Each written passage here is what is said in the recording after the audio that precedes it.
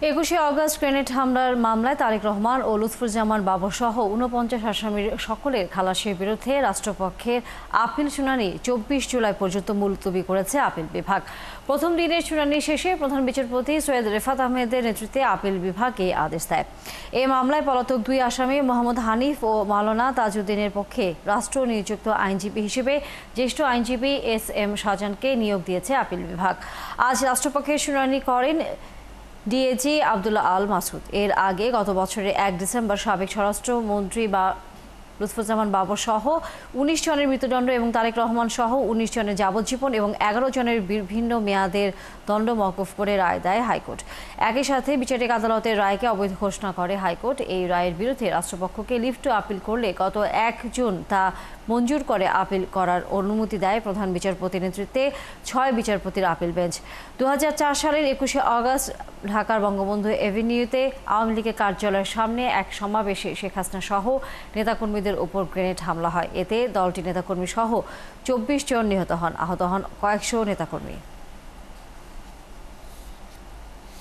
আমাদের প্রত্যাশা ন্যায় বিচারের স্বার্থে হাইকোর্ট ডিভিশন যেই রায়টা দিয়েছে খালাসের, including the non appealing accused mister Tarique Rahman, কারণ সাক্ষ্য প্রমাণে কনফেশনে কোথাও তার নাম ওইভাবে আসে না যে তাকে সাজা দেওয়া যায়। কাজেই যেই রায় হাইকোর্ট ডিভিশন দিয়েছে এই রায়টা যাতে বহাল থাকে, অর্থাৎ রাষ্ট্র যে আপিল নিয়ে আসছে এই আপিলটা যাতে নামঞ্জুর হয়, ডিসমিস হয়, এটাই থাকবে আমাদের প্রত্যাশা। আজকে বৃহস্পতিবার, নেক্সট ২৪ তারিখে বৃহস্পতিবারে মামলার পরবর্তী শুনানির তারিখ ধার্য করা হয়েছে।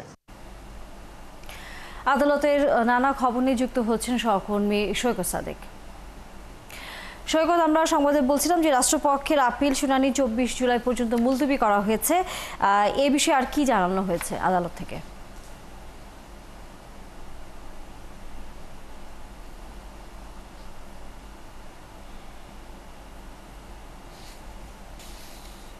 হাইকোর্টের রায় বিরুদ্ধে সে আপিলের শুনানিতে আজকে প্রথম দিন রাষ্ট্রপক্ষ থেকে ডিএজি আব্দুল্লাহ আল মাসুদ তিনি শুনানি করেন এবং এই মামলার যে পেপার বুক সেই পেপার বুকের উপরে তিনি আজকে বিভিন্ন তথ্য পড়েন এবং যেহেতু আপিল বিভাগ ১:৩০ পর্যন্ত চলে, মাঝখানে বিরতি দেওয়ার পর এবং পুরোটা সময় কিন্তু আজকে তিনি সেই পেপার বুক পড়েছেন।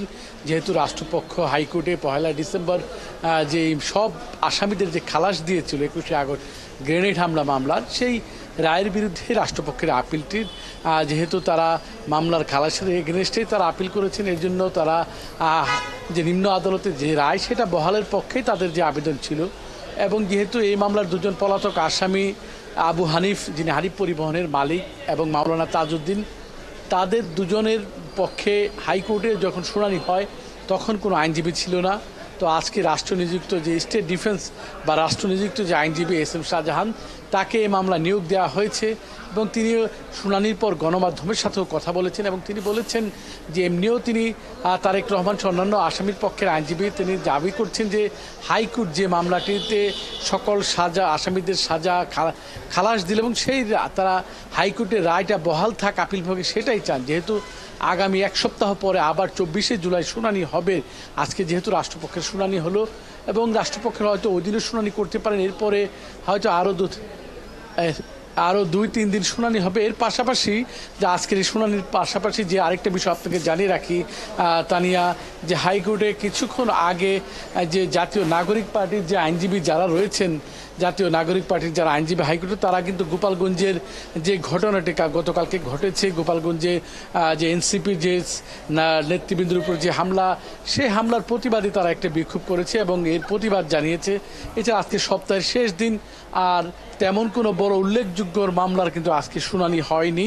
তো আজকে এই তারেক রহমানের বা লুৎফুজ্জামান বাবরের বিরুদ্ধে যে রায়টি হাইকোর্টের যে রায়ের বিরুদ্ধে যে রাষ্ট্রপক্ষ আপিল করেছিলেন ২১শে আগস্টের মামলার, এই মামলা হয়েছিল, এটা নিয়েছিলাম। সব মিলিয়ে তানিয়া বলা চলে যে আজকে এই মামলাটিই ছিল ২১শে আগস্ট গ্রেনেড হামলার যে মামলাটির রায়ের বা খালাসের রায়ের বিরুদ্ধে যে শুনানি, এটাই ছিল আজকে মূল মামলা। তো এখন পর্যন্ত তানিয়া আমার কাছে এটাই ছিল সর্বশেষ তথ্য এবং পরবর্তী কোনো তথ্য পেলে সেটা আমরা পরবর্তী সংবাদে জানিয়ে দিব। ধন্যবাদ সৈকত সাদেক, যুক্ত হয়েছেন আপনি আমাদের সাথে। নিশ্চয়ই আমরা আবারও আদালতের কোনো খবর জানবার জন্য আপনার কাছে ফিরে আসবো।